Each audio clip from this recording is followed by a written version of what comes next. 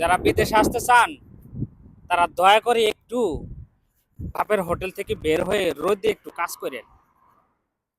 দেখেন নর্মালি এখন বাজে সকাল 10টা বাজে। কেমন রোদটা একটু বুঝাই। বাংলাদেশে যেমন চৈত্র মাসে খা খা খা রোদ আর রোদ, সেই রোদটাই সৌদিতে নর্মালি থাকে, নর্মালি।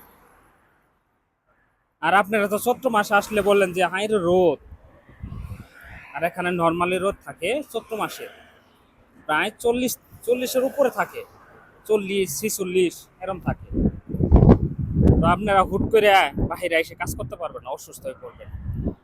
তো যারা আসলে বাহিরে কাজ করবেন সৌদিতে, একটু ট্রেডিং নিয়ে আসেন, বাপের হোটেল থেকে একটু বের হয়ে সংসারে একটু কাজ করেন, করলে তাহলে বুঝতে পারবেন যে আসলে এই টাকা উপার্জন করা কি কষ্ট।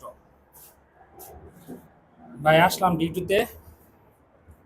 তো বর্তমান সৌদির অবস্থা আছে মোটামুটি ভালো আছে, পুরাতনদের জন্য, নতুনদের জন্য না। দেখেন আমি এক জায়গায় যেখানে ডিউটি করি, এই পাশে পুরাটা মরুভূমির মতন। এটা হলো আপনার সোয়াদি। তো এইগুলো নতুন বাসা বাড়ি করতেছে।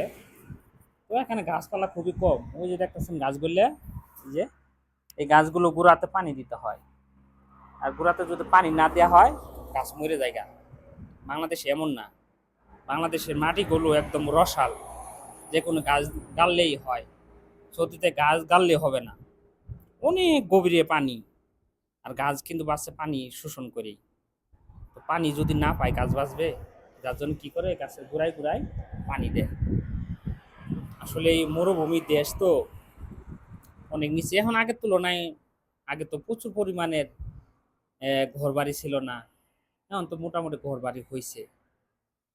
এখন হইলো ওই যে গাছ টাছ লাগায়, ওই যে বাংলাদেশের মতন। এখন বাংলাদেশেও তো গাছপালা কাইটে ফেলা। তো যাই হোক, যারা সৌদিতে আসতেছেন তো অবশ্যই একটু পরিশ্রম করে আইসে, না হলে কিন্তু এই দেশে টিকতে পারবেন না। যারা দেখবেন অনেক সোনার চামচ মুখে নিয়ে কিন্তু জন্মগ্রহণ করে, কাজ কি জিনিস বুঝে না। দেখবা 420 করে ঘুরে বেড়ায়, তখন বাবে বাবে বলে যে না, ছেলেরে দেশে রাখা যাইতো না, তো দেশের বাহিরে পাঠাই দেই। ওই ছেলে এসে কিন্তু কাজ করতে পারবে না। এখানে বসে থাকে কেউ, টাকায় দেয় না। আপনি বসে থাকবেন, আপনি পকেটে টাকা গুঁজে দিবে না। পরিশ্রম করি ভাই, টাকা নিতে হবে।